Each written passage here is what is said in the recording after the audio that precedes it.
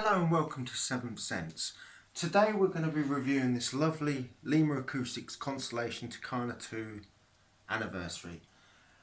This amplifier has been lovely to have the privilege of listening to it.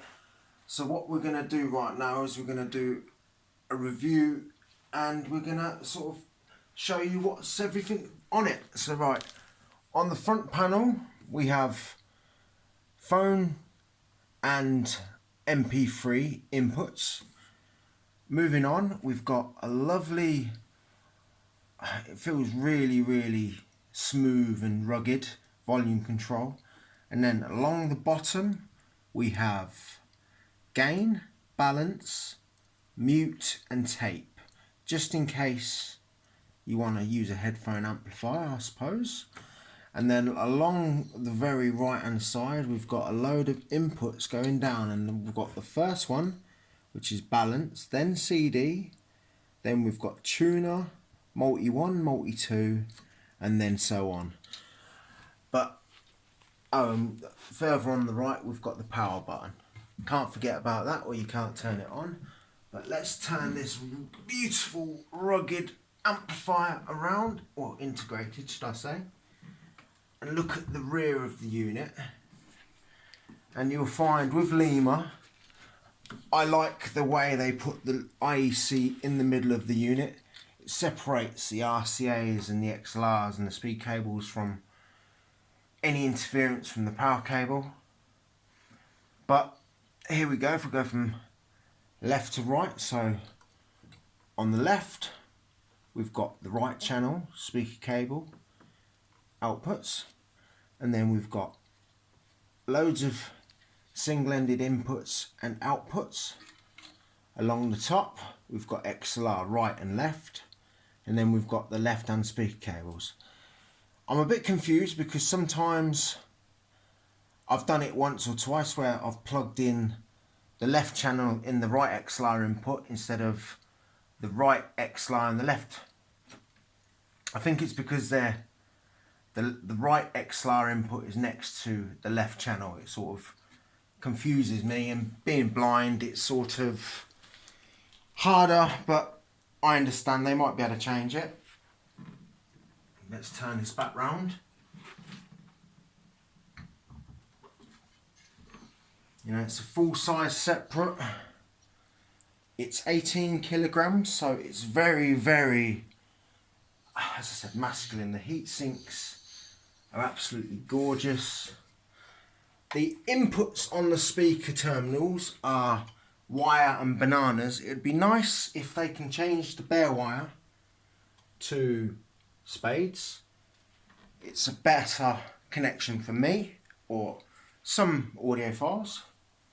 But if we go back to this lovely amplifier, I'd like to talk a bit more about the features, i.e.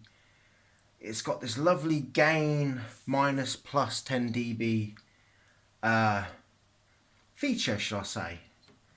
And depending on your speakers, if they're low efficiency or high efficiency, this can really cater to it. So here's an example. If you have a pair of sealed cabinets, let's say ATC or Magico, this unit you can jack up to sort of 7, 8 plus on the dB, and it will drive the speaker smoothly and efficiently. Say you've got something very high efficiency where if you had it on that setting on a 94 to 96 dB sensitivity speaker, you'd probably blow the drivers, which wouldn't be sensible. But if we slowly took that down to, say, I don't know, -4 to -6, it would give you more range on the volume pot, which would then open up the sound stage and give you more saturation, which this amplifier I find, depending on the speaker you're driving, it sort of doesn't show its signature to start with, but when you truly set your speakers where the amplifier is supporting, not driving, it's so natural, it's really lovely. But when we talk about, let's say example, my speakers, which are the Audio Physics Codex 2s, on the natural 0 setting, it drives them, it keeps them in check, but it doesn't really support them naturally. Whereas when you set it between 2 and 3, it underpins and strengthens the transition in the way the tonality and texture projects forward. And it's not a bright or forward sounding amplifier, it's a very neutral and wide sounding amplifier if you set it right. People say the Leema doesn't really have a signature, but I will sort of argue that when you start playing with the gain with different efficiency speakers, the bigger the drivers, the more gain, gives you a tighter, faster response, and everyone knows this amplifier is fast, dynamic and lively. I have a friend, he sat down for 2 hours and he didn't want to get up.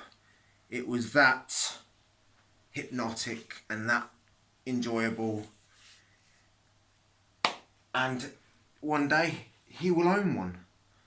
But till then, this lovely amplifier is going to see its way back to Audio Emotion, which, for one of you lucky people, if you give Gordon or Marion a ring and ask about this amplifier, this will be one of the best investments. But one thing I shouldn't forget is the volume, the remote control.